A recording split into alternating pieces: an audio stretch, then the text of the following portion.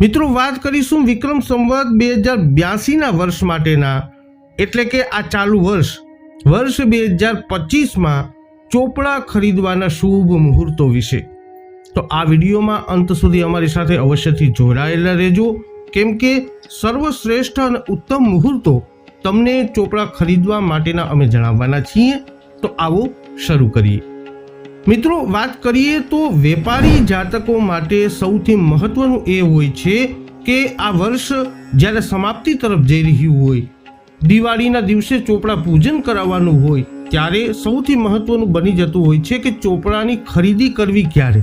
તો આજે એના વિશે વિગતવાર માહિતી આપવાના છીએ કે ચોપડાની ખરીદી તમે ક્યારે કરી શકો છો, કયા મુહૂર્તમાં કરી શકો છો, કઈ તારીખે અને કયા વારે કરી શકો છો।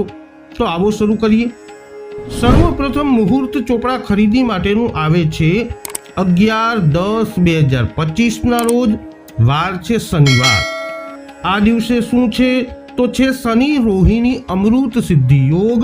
ફરીથી તારીખ તમે નોંધી લો, 11/10/2025 અને શનિવારના રોજ। કેટલા વાગે ખરીદવા તો બપોરના 2 કલાક અને 8 મિનિટથી લઈ અને બપોરના 3 કલાક અને 21 મિનિટ સુધી લાભ મુહૂર્તની અંદર, લાભ ચોઘડિયાની અંદર ચોપડાની ખરીદી કરી શકાય છે। ત્યારબાદ વાત કરીએ તો તારીખ 14/10/2025 અને મંગળવારના રોજ। આ દિવસે પુષ્ય નક્ષત્ર છે, તો આ દિવસે બપોરના 11 કલાક અને 55 મિનિટથી લઈ અને બપોરના 1 કલાક અને 52 મિનિટ સુધી લાભ અને અમૃત ચોઘડિયું રહેલું છે। આ જ દિવસે સાંજના વાત કરીએ તો 7 કલાક અને 47 મિનિટથી લઈ અને રાતના 9 કલાક અને 19 મિનિટ સુધી લાભ ચોઘડિયું રહેલું છે।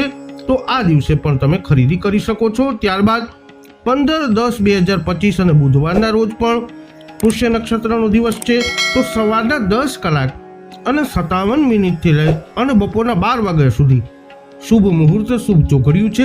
તો એમાં પણ ચોપડાની ખરીદી કરવી એ ઉત્તમ બતાવવામાં આવ્યું છે। ફરીથી એક વખત આપને તારીખ જણાવી દઈએ કે તારીખ 11/10/2025 શનિવારના રોજ બપોરે 2 કલાક અને 8 મિનિટથી 3 અને 21 સુધી। ત્યારબાદ 14/10/2025 મંગળવારના રોજ બપોરે 11:55 મિનિટથી 1:52 સુધી। ત્યારબાદ સાંજના 7 અને 47થી રાત્રિના 9 અને 19 મિનિટ સુધી।